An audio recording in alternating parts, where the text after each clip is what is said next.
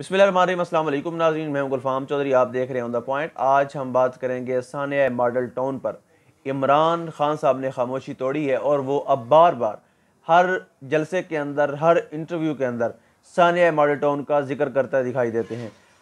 अगर हम देखें तो पाकिस्तान अवामी तहरीक के सरबराह डॉक्टर तारिक कादरी साहब और इमरान खान साहब ने इकट्ठी स्ट्रगल की।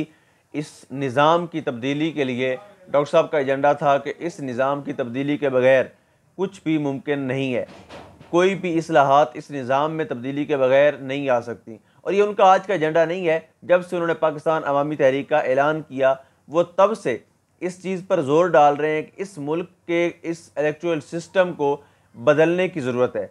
और इस इलेक्शन के निज़ाम के तहत, ये जो इस वक्त निज़ाम इंतखाब हमारे मुल्क में राइज है, इसके तहत कभी भी पढ़ा लिखा बंदा, बाशऊर आदमी, बासलाहियत, बाकिरदार कभी भी आगे नहीं आ सकता। और आर्टिकल 62-63 का वो प्रचार करते हमें दिखाई देते रहे।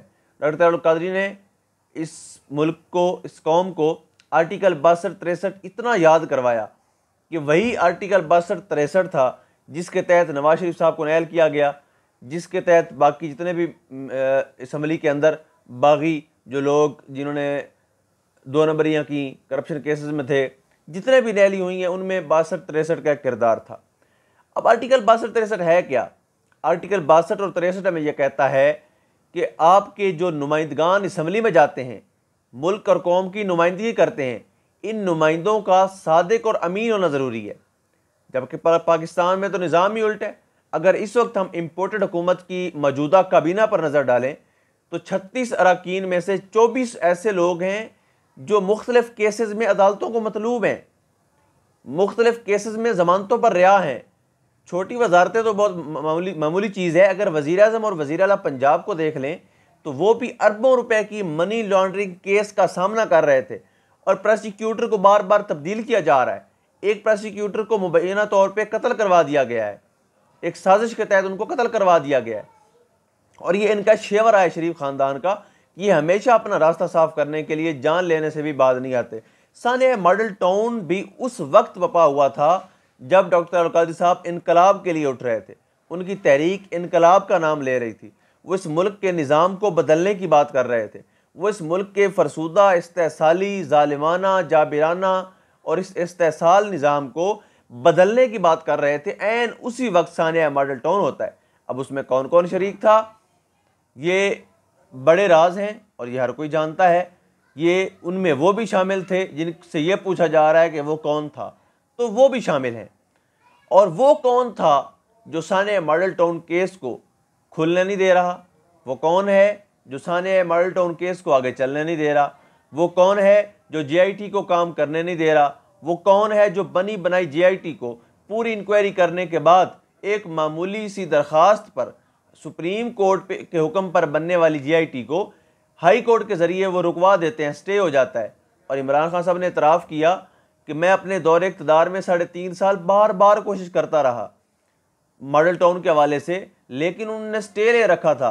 उन्होंने अपने पंजे इतने मजबूत जमाए हुए हैं सिस्टम के अंदर, और इस पॉलिटिकल सिस्टम के अंदर, इस करप्ट सिस्टम के अंदर इतने उन्होंने मजबूती के साथ अपने पंजे गाड़े हुए हैं कि कोई उनको पूछ नहीं सकता, कोई उनको बुला नहीं सकता, कोई सवाल नहीं कर सकता। और जिस JIT ने उनको बुलाया और जेल में जाकर इंक्वायरी की, नवाज शरीफ से पूछा, शहबाज शरीफ से पूछा और बाकी लोगों से इंक्वायरी की, and at the same time जब उन्होंने फैसला लिख के देना था, उस JIT को फौरी तौर पर मुअत्तल करवा दिया गया, ख़त्म करवा दिया गया, उसकी सारी कार्रवाई को रोक दिया गया। लेकिन उसके बाद अभी तक तारीख पे तारीख मिल रही है।